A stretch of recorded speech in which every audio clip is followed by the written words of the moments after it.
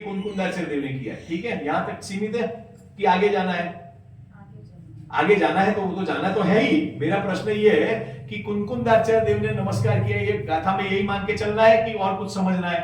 वो समझना है कि उन्होंने तो नमस्कार किया है, पर हम स्वयं इसका स्वाध्याय करते हैं तो हमने भी सिद्धों को नमस्कार किया, बराबर। अच्छा, वो नमस्कार कैसे किया? द्रव्य से किया कि भाव से किया?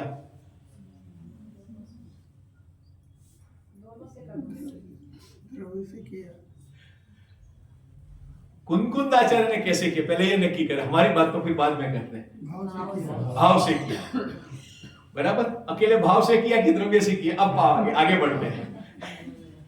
अरे भाव से करोगे तो द्रव्य से अपने आप हो जाएगा, नहीं आया समझ में? और द्रव्य से करोगे तो भाव से होगा, ऐसा कोई निर्णय नहीं है। मानी कुंकुंदाचार्य देव ने तो लिख दिया इतने में, 2 लाइन में लिखा, और जैसे आचार्य ने कम से कम 40 लाइन की टीका की, 40 से 50 लाइन की टीका की है, और गुरुदेव सिंह ने उसमें से बहुत 19 बार करके बहुत उसमें गोलन किया है कि वहां भाव से भी नमस्कार है और द्रव्य से भी नमस्कार है। अब भाव से नमस्कार किसको है, द्रव्य से नमस्कार किसको है?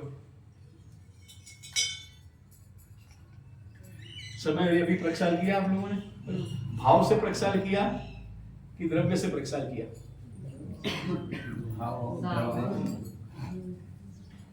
मुझे समझ में नहीं आया, इसलिए मैंने प्रक्षाल शब्द बोला, आप लोग अभिषेक बोलते हो। वो दोनों में क्या अंतर है वो आप जान लो, पर मेरा प्रश्न बहुत गंभीरता से है कि हमने जो प्रक्षाल किया वो द्रव्य से किया कि भाव से किया? भाव से किया पक्का? जो यदि भाव से नहीं किया होता तो घर से निकल करके यहाँ आने का निर्णय भी नहीं करते हैं। हमारे भाव में और ज्ञानियों के भाव में क्या अंतर है? हमें भाव होता है तो उसमें मोह राग द्वेष की थोड़ी बहुत अधिकता या प्रधानता होती है,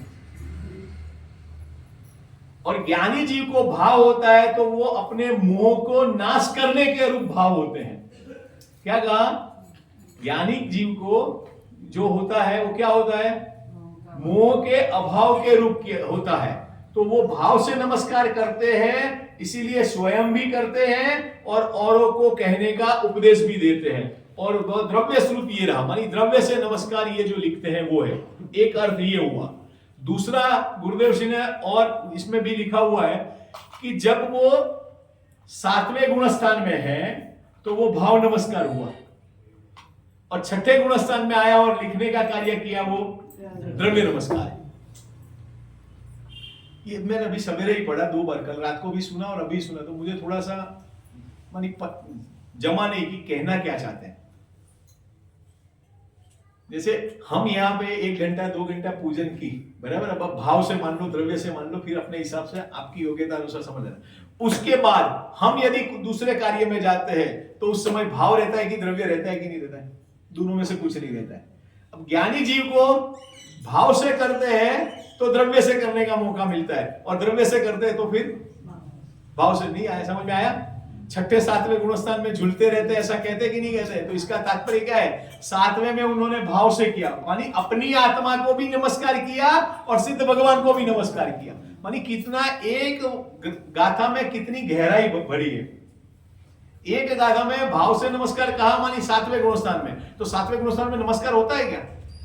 कि 7वें गुणस्थान में निर्विकल्प शुद्धोपयोग होता है, तो जो निर्विकल्प शुद्धोपयोग हुआ उसको उन्होंने भाव से नमस्कार कहा, और बाहर आकर के उन्होंने शब्द रचना की, उसको द्रव्य से नमस्कार किया, ऐसे कहने में आता है।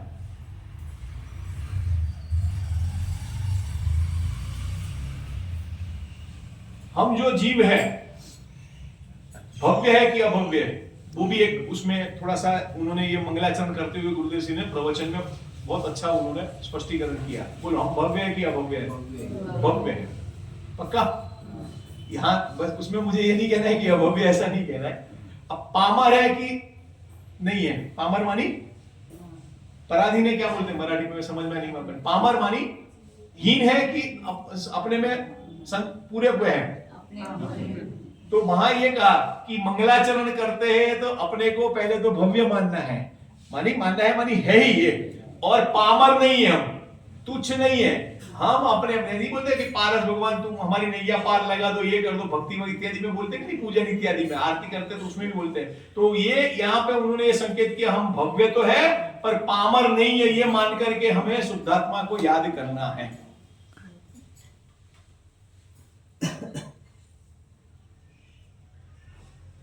उन्होंने अपने आप को साधक माना था और जो इस ग्रंथ को पढ़ते हैं, पढ़ाते हैं, सुनते हैं, स्वाध्याय करते हैं, उनको भी साधक माना।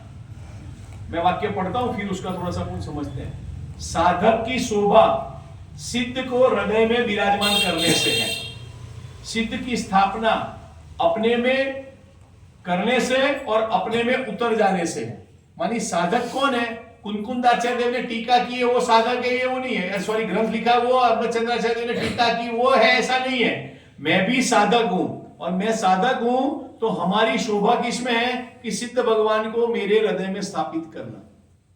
अब कर सकते कि नहीं कर सकते, पहले ये नक्की करें। साधक है यहां मान लिया, सिद्ध भगवान को स्थापित कर सकते कि नहीं कर सकते? कब करना चाहिए? प्रति समय करना चाहिए। और उनकी स्थापना करके हमें वो सिद्ध भगवान को याद नहीं करना है, मैं स्वभाव से सिद्ध हूं और मुझे मेरे में ही उतर जाना है, इसके लिए ये नमस्कार किया है, ये कहना चाहते हैं।